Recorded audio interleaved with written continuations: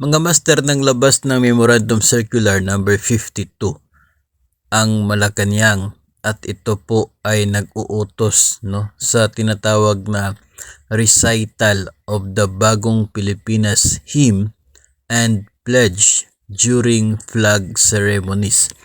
So ito po ay dagdag sa mga dapat na aawitin at i-recite kapag nag-flag ceremony, flag raising every Monday morning, at flag lowering ceremony every Friday afternoon. So itong dalawang ito mga master na nakapaloob sa Memorandum Circular number 52 ay kinakailangan na po na maging bahagi ng flag raising at flag lowering ceremonies sa iba't ibang opisina ng gobyerno. So ang layunin nito mga master ay to instill the principles of the Bagong Pilipinas brand of governance and leadership among Filipinos. Kaya ito ay nare-require ni Pangulong Bongbong Marcos sa mga opisina ng gobyerno.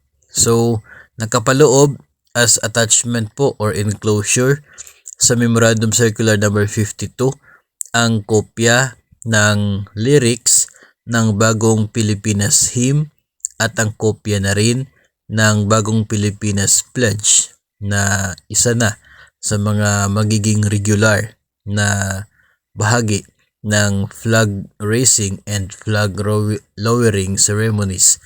So ito ngayon mga master ay bago po parang nagiging binibigyan focus ngayon yung atin pong tinatawag po ng gobyerno na Bagong Pilipinas, yung mga adhikain ng isang bagong Pilipinas na gusto pong ipaabot ng Pangulo para sa mga Pilipino, para binibigyan po ng dagdag pansin sa pamamagitan po ng Memorandum Circular na ito.